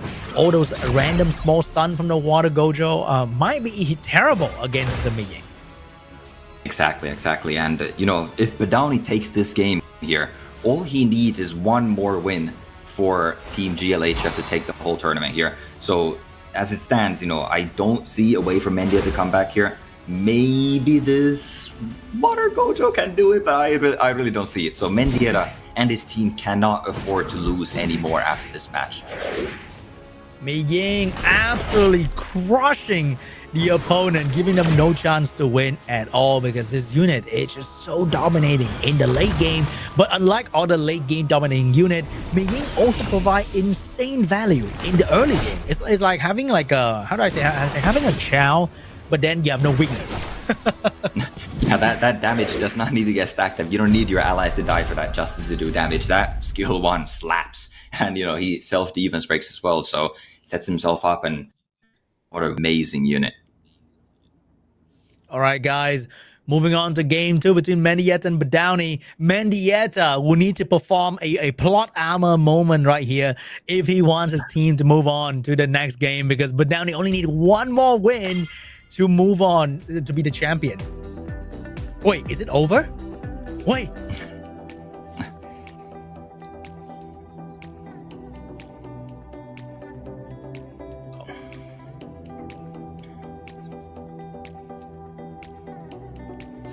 Well, Badowney, had a very dominant victory there in the first round. So I think he just does what he knows best, does what he does best, and takes that game there, playing his usual stuff. But we'll see how Mendieta, that's going to be more interesting for me at least, to see how Mendieta reacts here. His back is against the wall. Mendieta has seen this. Oh, here we go. We're guys. back in. Go ahead and take it away, guys, for round 2 here. Mendieta under a lot of stress, under a lot of pressure, but maybe that's gonna wake up the monster that's in him. And here we go, guys. First pick for Mendieta. No more Water Twin Angel this time around, but no more Laura for Badowney. But I'm pretty sure Badowney has more options other than just Laura.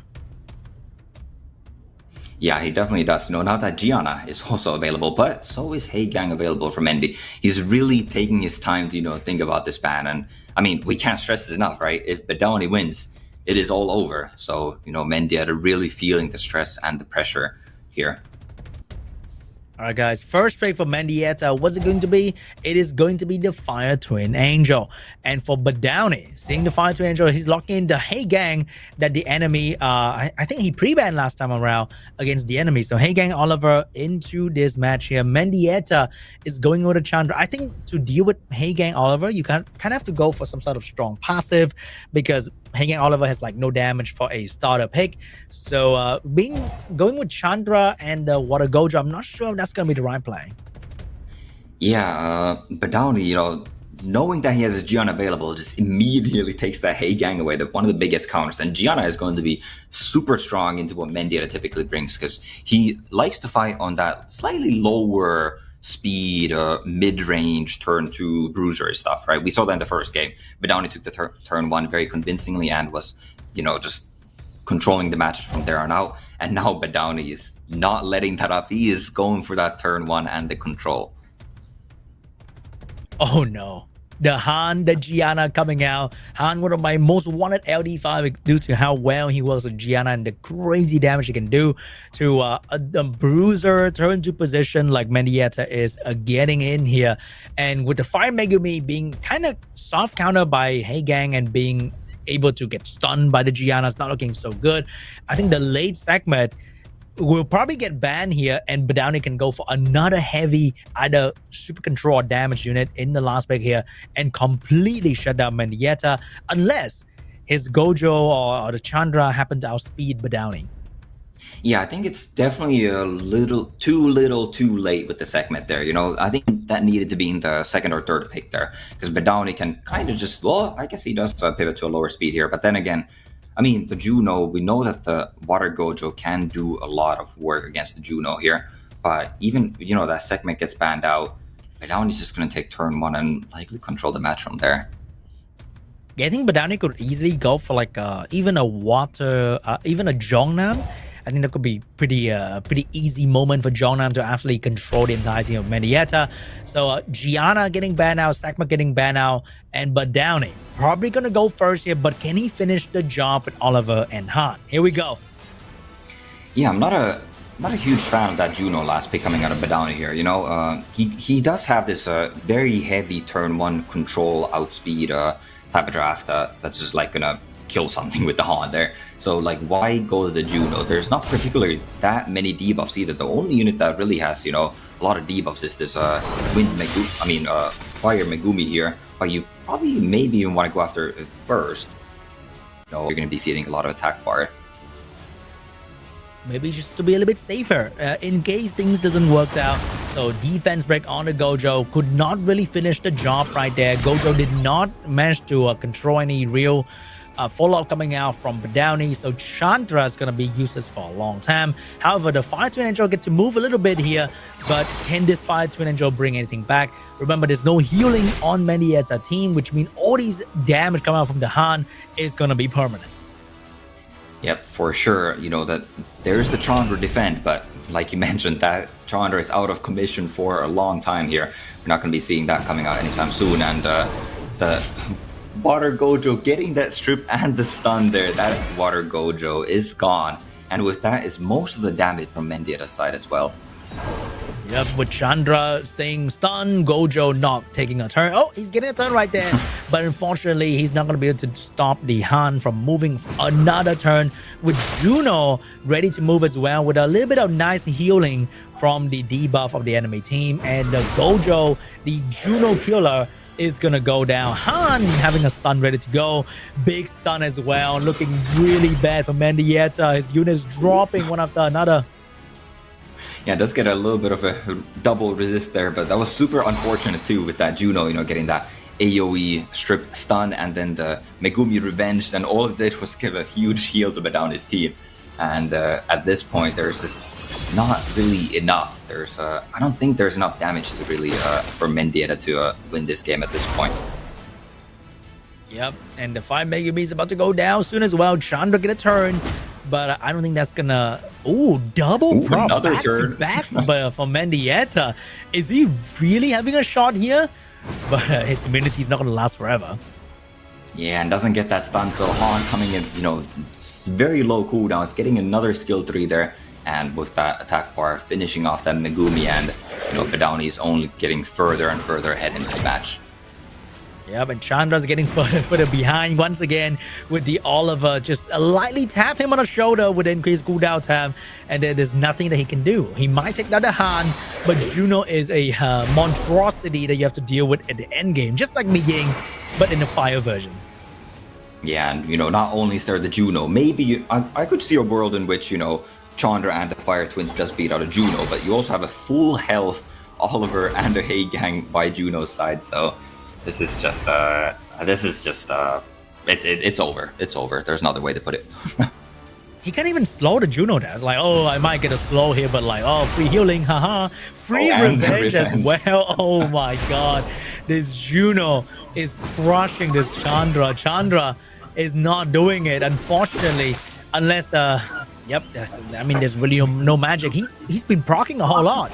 And even that is not enough to deal with this Juno. Yeah, and there the Chandra falls, and that is going to be it.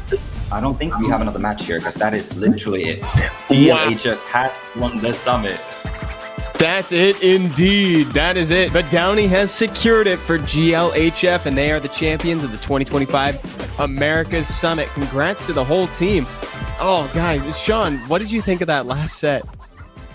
That was just a beautiful draft coming out from Badowney. It was definitely going to be a bit of a gap between Badowney and Mendieta right there. But unfortunately, it is a team-based game, and the drafting of the player was perfect for GLHF as well. They earned this victory, this championship, because they didn't start out well. Like the other side, Mendieta team started really strong. Like they were leading the tournament so far ahead compared to GLHF, but GLHF came back strong and proved to the entire audience that they are the true champion. That's a great point, man. Yeah, because we were talking about it earlier today. GLHF had what we called a rocky start before, and they really turned it around. Meanwhile, True Dolphins has been so far ahead in the round robin phase that they've actually had a bye for the last couple weeks. So now coming back into it for the finals, the pressure was on, and unfortunately they faltered at the end, or GLHF really turned it up to 11. Topa, what are your thoughts on the games that we just saw today? Yeah, great games, and yeah, as you guys mentioned, GLHF really turned it up. I think they were the favorite coming into the tournament to begin with, and I think they really just had that momentum. They got 10 wins in the final week after their way to the playoffs, and then obviously having an extremely strong performance against my team, and now continuing that momentum right through, and they didn't lose a single set here, right? So just dominant performance from them. 100%. And I really want folks to understand how big of a turnaround that they had. They were the favorites going in, and they came all the way from the bottom to the top to the finals, and now they are winning and walking away with 7,500. Last thing that I wanted to ask you here, Topa, too, is what are your thoughts on the whole team-based environment here? As a man on the inside, someone who was the team captain for Tiers, what were your thoughts on the format? The format was super fun, and I hope we see more tournaments just like this, with the team formats, maybe 2v2 tournaments or other team-based. That's a whole nother layer of strategy, and maybe even to bring that to SWC, which I know is coming up later this year. Yeah, big time. And Sean, looking back, did you have a favorite matchup today? I think every matchup was pretty good. I wish we get to see Zax play. Maybe if Zax switched with Mendieta in the 4th game, we might see a crazier match, and we might get to a match 5 potentially. But that didn't happen, and it showed how drafting the players is also very important. But the more important thing is the 5 mystical scroll right there on the screen for you guys right there. Look at that, guys. 5 more mystical scrolls for a total of 10. You can get your 10 pull today. Hope you get something cool. Hope you get the Water Gojo. SWC 2025 will rock is the coupon code. And let me tell you, folks, it will. In fact, if you enjoy watching Competitive Summoners War, that is the thing to look forward to next. It's going to be a big one, so make sure that you stay tuned to our socials for updates on everything SWC 2025. But from all of us here, SWC is going to be looking pretty exciting this year, and the Americas Summit was fantastic. Sean, looking back, I already asked Topa, but what were your thoughts on the format? I think format is definitely amazing. Agree with Topa as well with the 2v2 coming up. Will be great addition to SWC, because I think SWC has been amazing up until this point, but it could be better. It could be more amazing with new format, 2v2, all that kind of stuff. But it was an amazing tournament overall. I can't wait to see the same thing happen again next year as well. Yeah, me too. And I talked about it a lot. I love the team angle. I think that the layers of strategy were cool. I like the pick ban phase layout, and the fact that Angel Mons were so impactful. In fact, Topa, that was something that we pointed out a couple weeks ago, is that True Dolphins used more Angel Mons than anybody, and that seemed to be a part of the reason why they made it all the way to the top. Yeah, the Angel Mons had a whole nother layer of strategy to the pick ban phase. We know how important it is to get those right matchups. Their players have their own distinctive play styles and such. So like preparing against a player, someone will inevitably do better than another player. So to be able to get those favorable matchups, that's really all it came down to. And I think in True Dolphins being able to use, those Angel Mons in the round robin is what ultimately put them up, so much further ahead of everyone else too, being able to take advantage of those advantageous matchups and gaining as many points as possible. But unfortunately, that magic did not last for them here today, and GLHF does take the victory here. Absolutely. GG's to everyone involved. Thank you to the tournament organizers for bringing together some players of different languages and regions to participate in something this grand. It was so much fun. Topa and Sean, always a pleasure. Thank you, chat, for watching. Stay tuned for more at SWC 2025, and we'll see y'all next time. Bye, everybody.